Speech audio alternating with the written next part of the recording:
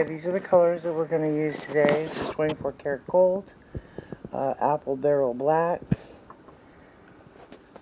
apple barrel canary yellow, bright apple barrel bright red, and then we have red, another brand there, and I'm using 3 drops of silicone in each. It's 1-to-1 ratio on flotrol, and I did not add water to any of them because it seemed like they were going to be the right consistency.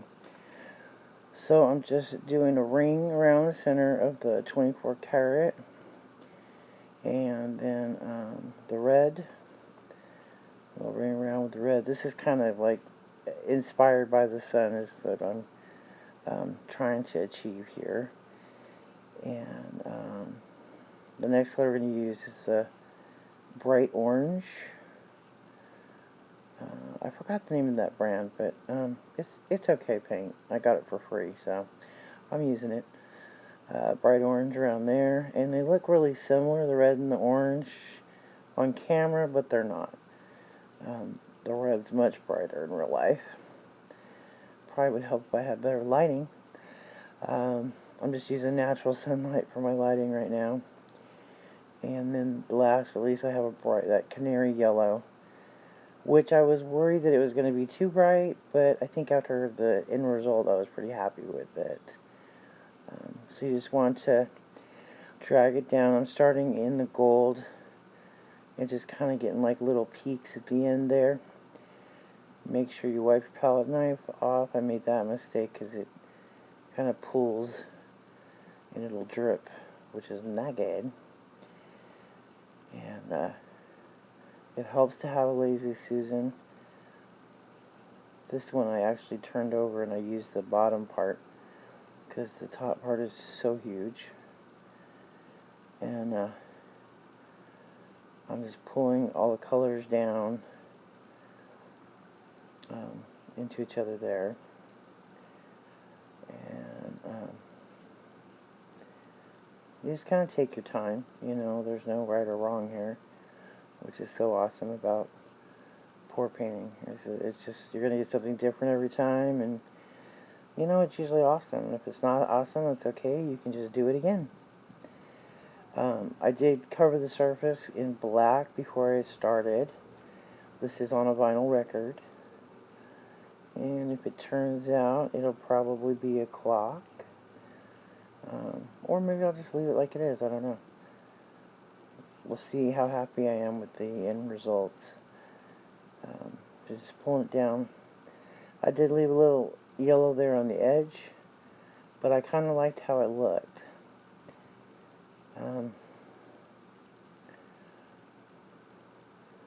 And if you notice, the gold is really like prominent, but I went back in, and you'll see that, and I pulled the colors back towards the center to give it more depth and make it more interesting looking.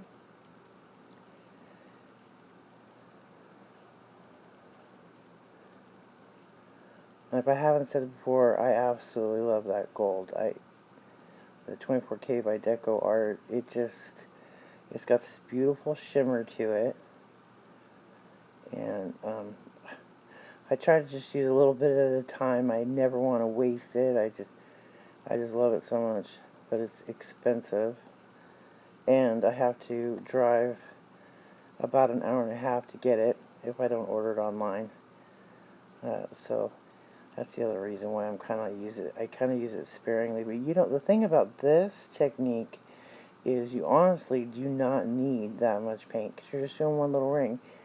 So probably you could mix up, a tablespoon, or a tablespoon and a half and of the colors that you want. And honestly, that's plenty.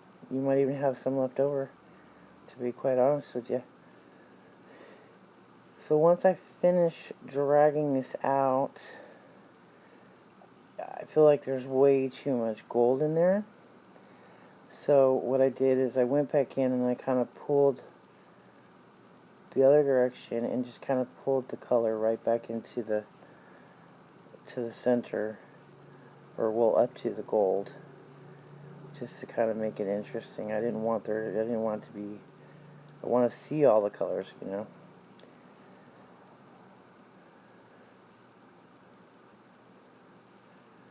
So you just kind of work it until you really, you know, see how you want it to look. You know, it starts looking more interesting when you get the darker colors in there. And again, like I said, I left that yellow edge because I thought, well, that's really interesting looking. I might think differently after I see it dried. I might hate that yellow edge, I don't know, but I love it right now.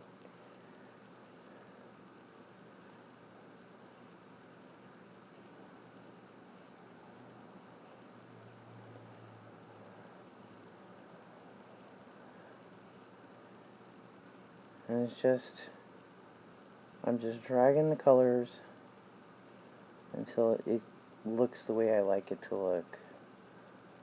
I'm just fiddling with it until it tells me it's done, basically. So I just started using the palette knife to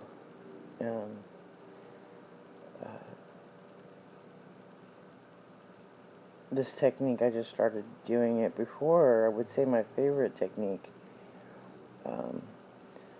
was to do an open cup pour. I don't know why I like that so much, but for some reason it's my favorite. I've tried a lot of different pours, and that one seems I always seem to go back to doing that one because I like it so much. Right now I'm trying to pull the dark color right back into the gold, just little peaks, try to create some interest there. So it's not just gold, you know, give it a little some for your mama. And I started really liking that. I like how that looked. It's super interesting looking. Like I said, my inspiration here was, you know, the sun. That's why I used the red, orange, and the yellow. It kind of, to me, is not really the sun. It looks more like a star. But that's okay. Everybody's interpretation is different. Lord knows I'm different.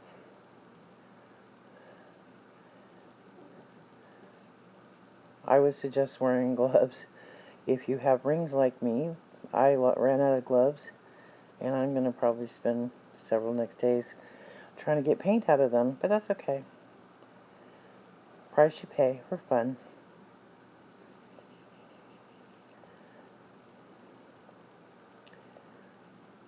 So I'm just going to let the music play for the rest of this time until I'm done.